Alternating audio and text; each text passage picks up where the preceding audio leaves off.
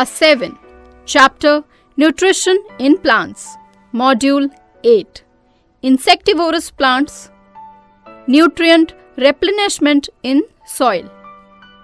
Hello friends, पिछले module में हमने पैरासिटिक न्यूट्रिशन और सिम्बायोसिस के बारे में पढ़ा था. क्या आपको याद है? गुड. इस मॉड्यूल में हम एक स्पेशल मोड ऑफ न्यूट्रिशन के बारे में पढ़ेंगे. इस स्पेशल मोड में प्लांट्स इंसेक्ट्स पर फीड करते हैं. जो प्लांट्स ये special mode of nutrition use करते हैं उन्हें हम कहते हैं इंसेक्टिवोरस प्लांट्स. इंसेक्टिवोरस मतलब इंसेक्ट पर फीड करने वाले प्लांट्स, यानी जो इंसेक्ट्स को खाते हैं. Insectivorous plants feed on insects. तो क्या ये प्लांट्स ग्रीन नहीं होते या अपना फूड खुद नहीं बना सकते? वेल, ये प्लांट्स ग्रीन होते हैं और अपना फूड भी खुद बना सकते हैं. Insectivorous plants are generally green and can prepare their own food. तो फिर इंसेक्ट्स को क्यों खाते हैं? फ्रेंड्स, आपको याद होगा हमने पढ़ा था कि प्रोटीन्स बनाने के लिए प्लांट्स को नाइट्रोजन सराउंडिंग से चाहिए होता है, पर ये प्लांट्स सराउंडिंग से नाइट्रोजन नहीं ले पाते. ये उस सॉइल में ग्रो करते हैं जिसमें नाइट्रोजन कम है और अपनी नाइट्रोजन की नीड को पूरा करने के लिए ये प्लांट्स इंसेक्ट्स पर फीड करते हैं. These plants cannot get nitrogen from the surroundings and feed on insects to fulfill their nitrogen requirements for preparing proteins. Insectivorous plants के कुछ examples हैं pitcher plant, Venus flytrap, Drosera, etc. सबसे पहले pitcher plant के बारे में बात करते हैं. इंसेक्ट्स पर फीड करने के लिए पिचर प्लांट में कई मॉडिफिकेशंस हैं. क्या मॉडिफिकेशंस हैं पिचर प्लांट में? चलो डिस्कस करते हैं. पिचर प्लांट में लीफ लैमिना एक पिचर यानी घड़े की फॉर्म में मॉडिफाइड होती है. In pitcher plant the leaf lamina is modified to form a pitcher like structure और लीफ का एपेक्स एक लिड में मॉडिफाइड होता है. ये लिड पिचर के माउथ को ओपन और क्लोज कर सकती है. The apex of the leaf is modified into a lid that can open and close the mouth of the pitcher. Pitcher के अंदर कुछ हेयर जैसे स्ट्रक्चर्स प्रेजेंट होते हैं. There are hair like structures present inside the pitcher. जब कोई insect picture पर आता है तो लिड क्लोज हो जाती है और वो इंसेक्ट पिचर के अंदर हेयर्स में फंस जाता है और अंदर ही ट्रैप हो जाता है. When an insect lands on the pitcher, the lid closes and the insect gets entangled in the hair present inside the pitcher. Pitcher के अंदर क्या होता है? पिचर डाइजेस्टिव जूसेस सिक्रीट करता है जिससे इंसेक्ट डाइजेस्ट हो जाता है और प्लांट्स उससे न्यूट्रिएंट्स अब्सॉर्ब कर लेते हैं.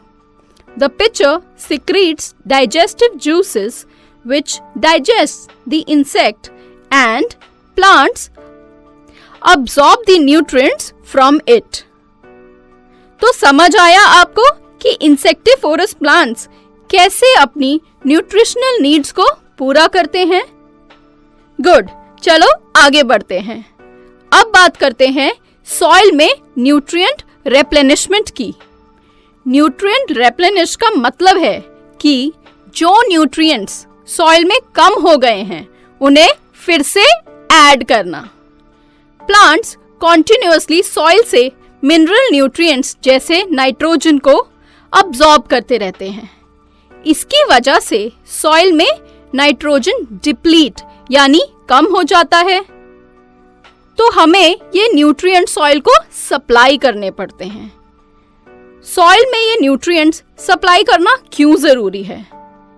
ये प्लांट्स की ग्रोथ के लिए जरूरी है। इन न्यूट्रिएंट्स का सफिशिएंट अमाउंट प्लांट्स को मिल सके, इसीलिए जरूरी है। तो ये कैसे किया जाता है? इसके लिए सॉइल में मैन्योर और फर्टिलाइजर्स डाले जाते हैं। Manure and fertilisers are used to replenish the nutrients in the soil. Manure और फर्टिलाइजर्स में नाइट्रोजन, पोटेशियम और फास्फोरस जैसे न्यूट्रिएंट्स होते हैं जो प्लांट ग्रोथ में हेल्प करते हैं, और इसीलिए हम टाइम टू टाइम सॉइल में मैन्योर और फर्टिलाइजर डालकर उसे एनरिच करते हैं।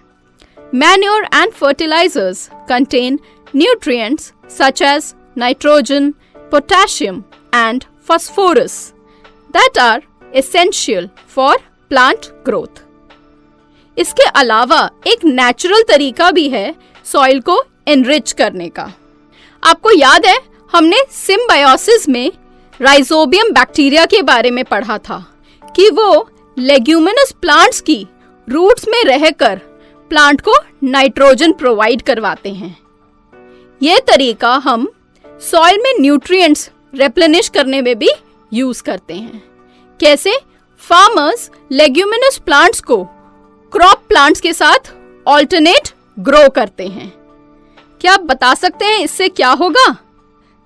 वेल, इसकी वजह से सॉइल में नाइट्रोजन ऐड होती रहेगी और सॉइल फर्टाइल रहेगी। Farmers grow leguminous crops in alternate with other crop plants as the rhizobium bacteria in the roots enrich the soil with nitrogen. तो समझ आया आपको कि कैसे सॉइल में न्यूट्रिएंट्स रेप्लेनिश होते हैं। गुड, चलो अब तक हमने जो इस मॉड्यूल में पढ़ा है उसके मेन पॉइंट्स रिवाइज कर लेते हैं। सबसे पहले हमने पढ़ा था इंसेक्टिवोरस प्लांट्स के बारे में। क्या पढ़ा था? Insectivorous plants cannot get nitrogen from their surroundings, so they feed on insects to fulfill their nitrogen requirements for preparing proteins. फिर हमने insectivorous plants के कुछ examples देखे थे। Examples of insectivorous plants are pitcher plant, Venus flytrap, Drosera, etcetera. फिर हमने क्या पढ़ा था? पिक्चर प्लांट की मॉडिफिकेशंस के बारे में कि कैसे लीफ एक पिक्चर में मॉडिफाइड है और लीफ का एपेक्स एक लिड में मॉडिफाइड है। The leaves of the pitcher plant are modified into a pitcher and the apex of the leaf is modified into a lid on the mouth of the pitcher. When the insect lands on the pitcher, the lid closes and traps the insect. The insect is digested by the digestive juices secreted in the pitcher to get nutrients. फिर हमने बात की थी manure और fertilisers की soil nourishment के लिए। Manure and fertilisers are used to replenish the nutrients like nitrogen, potassium, phosphorus in the soil. Farmers grow leguminous crops in alternate with other crop plants as the rhizobium bacteria in their roots enrich the soil with nitrogen. तो I hope friends ये module आपको अच्छे से समझ आ गया होगा। चलो अब इस मॉड्यूल पर बेस्ड एक एक्सरसाइज